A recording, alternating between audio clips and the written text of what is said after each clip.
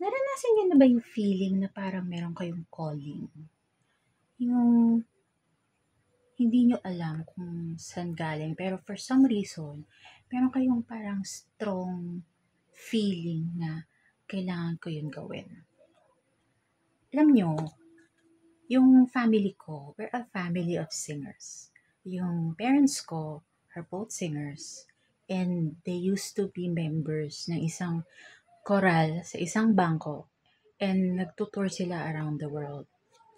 Tapos, yung brother ko, graduate siya ng School of Music sa US. Tapos, yung ate ko naman, ano yun eh, ang tawag namin dun sa kanya, parang Sharon Cuneta. Kasi, kaposes niya talaga si Sharon. And, ano naman niya yun, idol naman niya yun talaga ever since. So, tama lang. Meron pa akong isang kuya, pero, although marunong siya kumanta, hindi kasi yun ang naging forte niya. He's more on the behind the scenes. Kaya nung nag-concert kami before, yung brother kong yun, siya yung parang naging stage manager namin. Tapos kami, kumanta kami. Hindi ko talaga alam kung saan galing stage fright ko.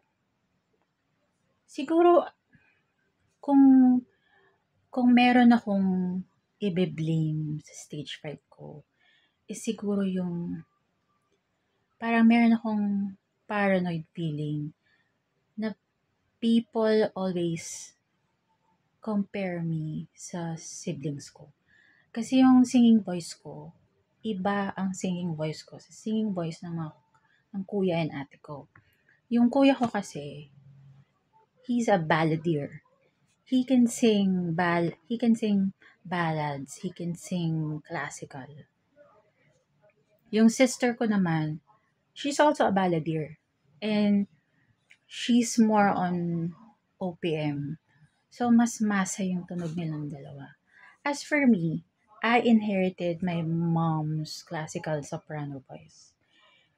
And let's face it, back then, hindi hindi rinig. I mean, hindi familiar ang mga tao sa classical singing.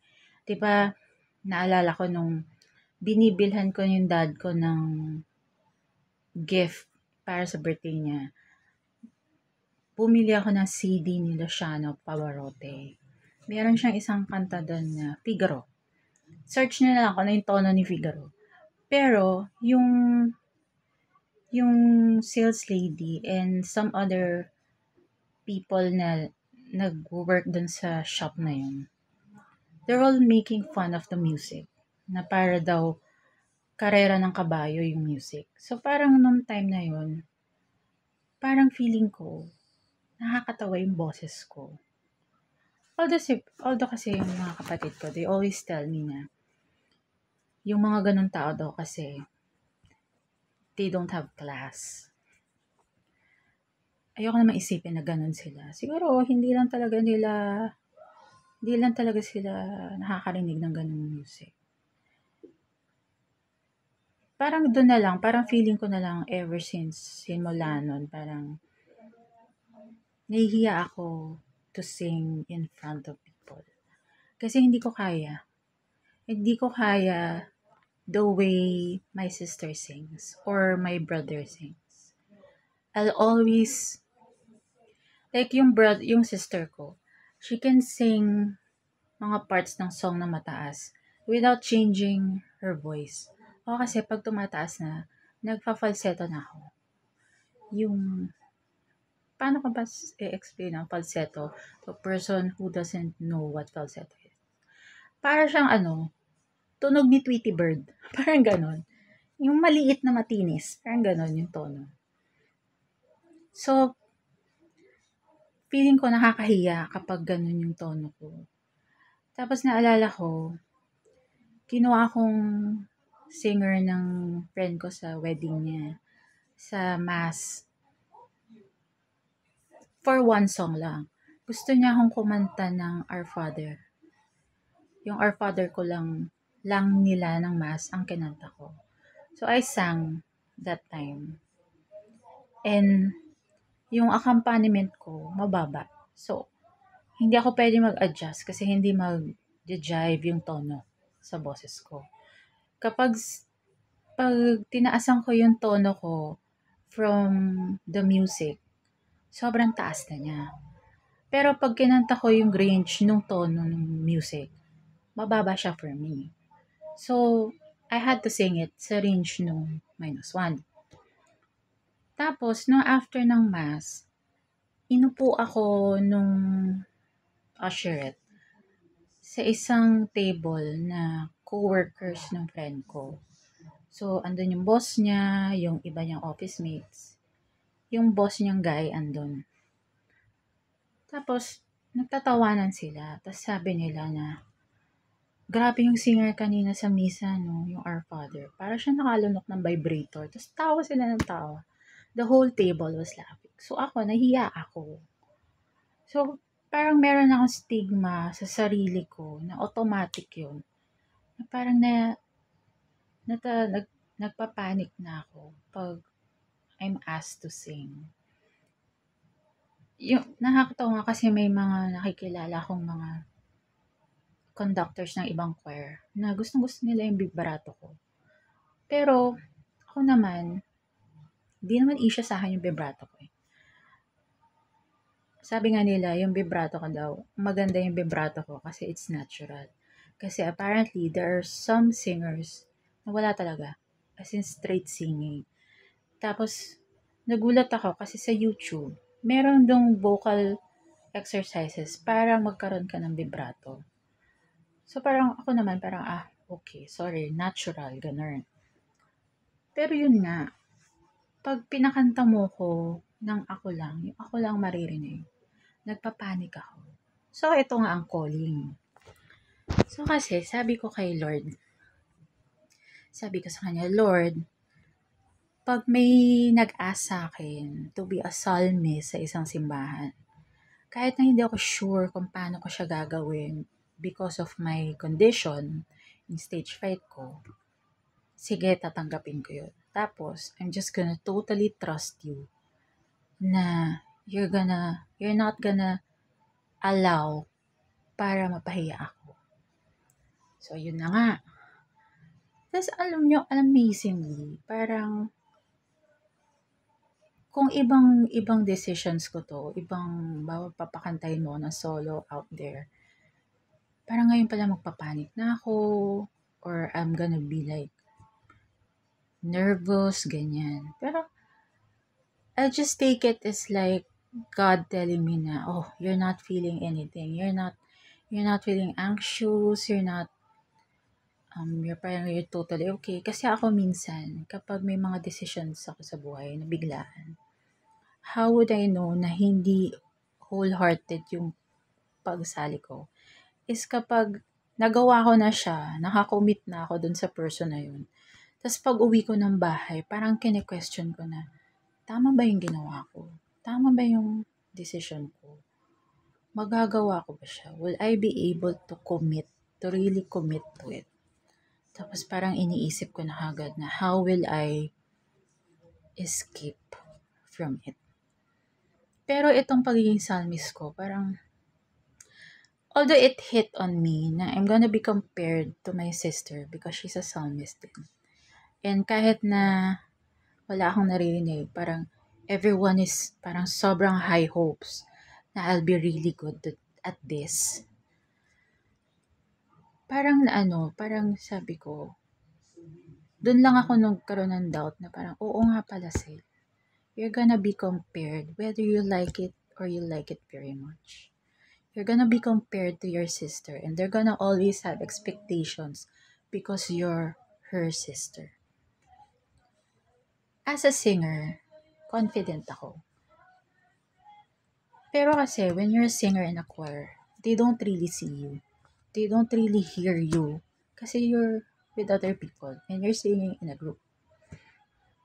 So, nung na-realize ko yun na doon ako nagpanic sa sarili ko na, Lord, self, magagawa ba natin to? Kaya ba natin to? Kasi ako, alam niyo guys, hindi ko nakokontrol kapag nagpapanik attack ako. Nag-recital nga ako dati. Nung nag-recital ako, nagshi-shake yung lower jaw ko. And nakikita yun ng mga tao. Nakikita yun ng mga taong kilala ako. So parang ayoko nang tingnan yung faces nila kasi nakikita ko sa faces nila nagwo-worry sila sa akin. Thankfully, yung location ng recital ko, tindahan siya ng chandelier. So, ang kinantahan ko, yung mga chandelier na nakasabit dun sa kisame. Ang daming chandelier yun. So, lahat yun kinantahan ko. Tapos alam nyo ba, sa sobrang panic ko, meron akong nakantang verse na inulit ko lang. Tapos nung tumingin ako dun sa pianista, yung pianista kasi, siya rin yung teacher ko. Nakasalubong na yung kilay niya kasi alam niyang mali.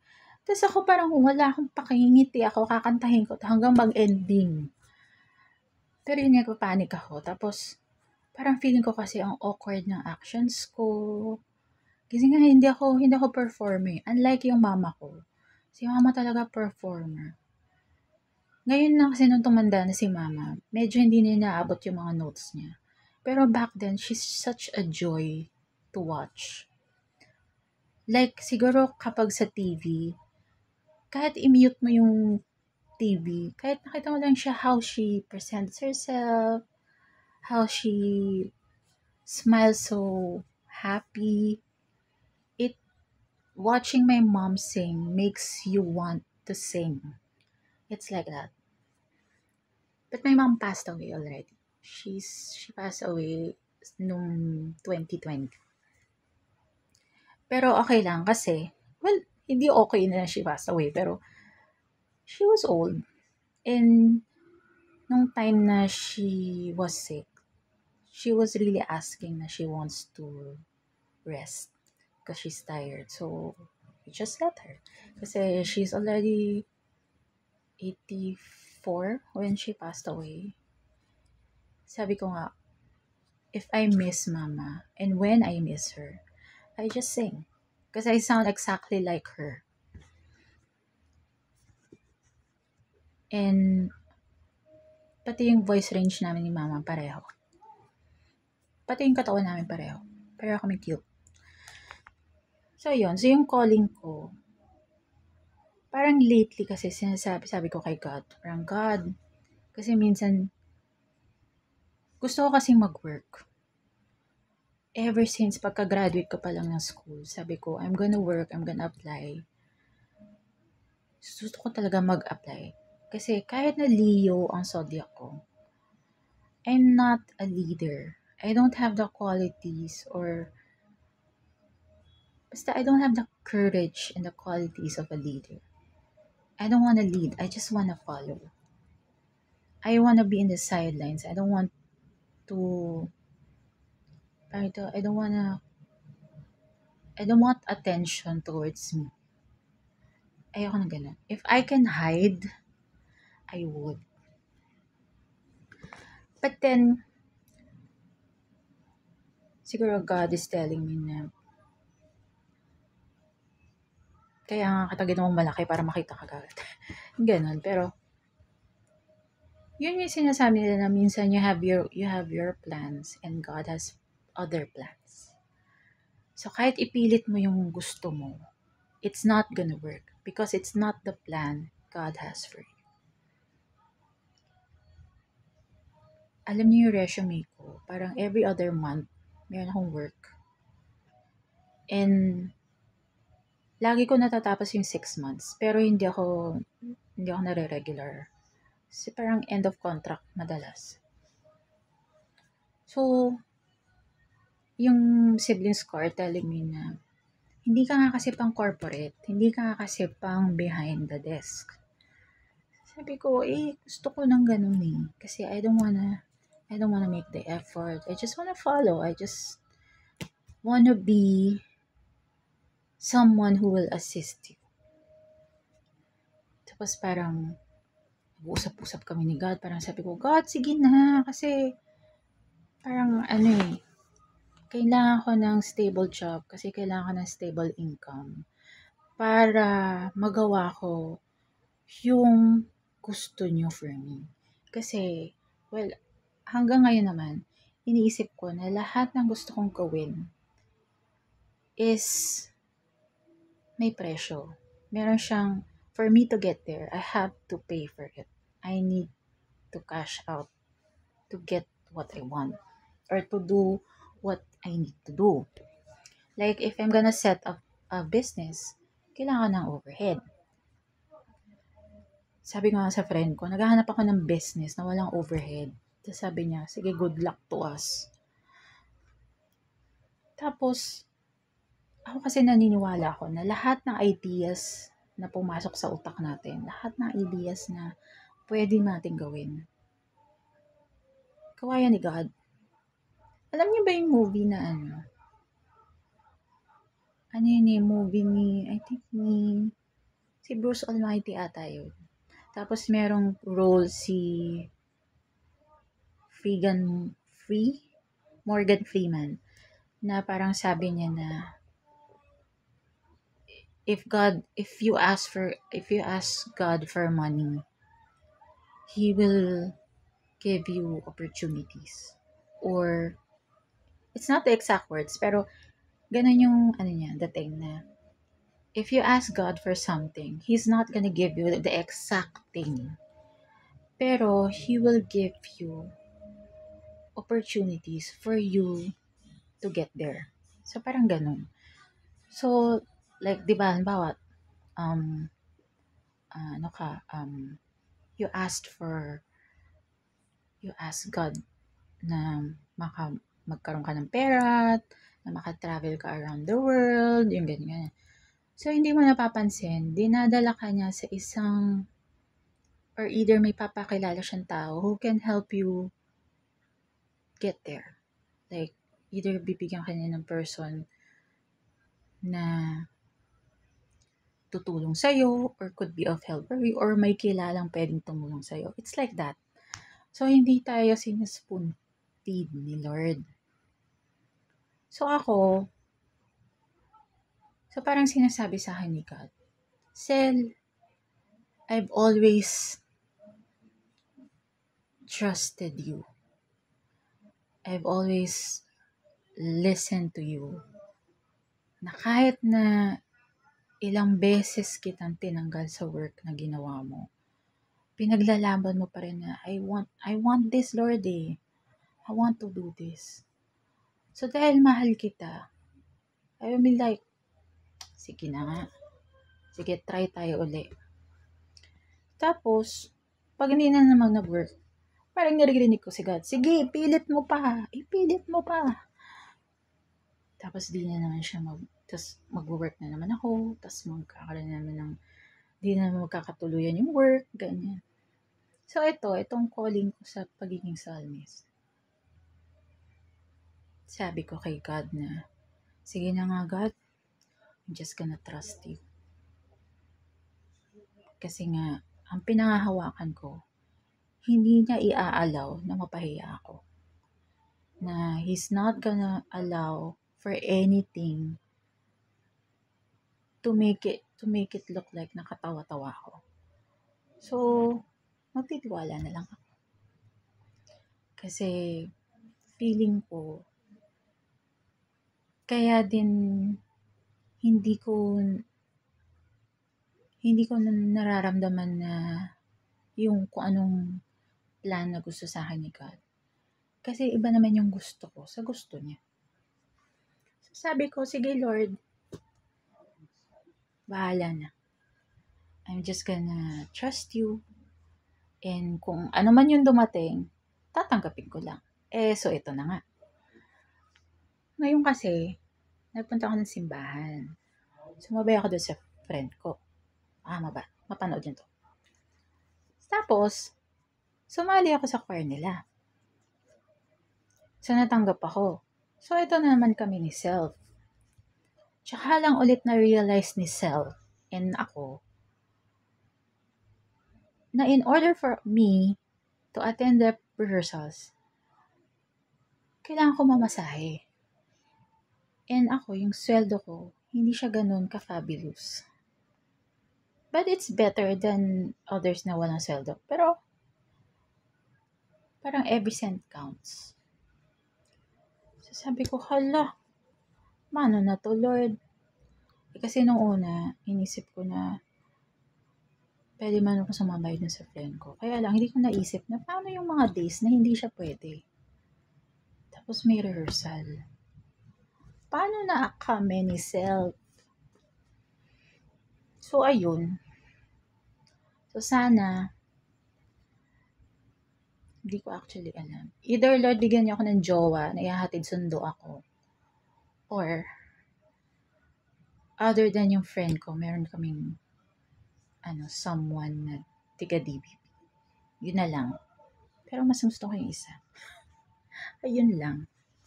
Sa bahala na Lord sa ating adventures. The adventures of Sel and Papa God. So kayo, ano bang calling niyo?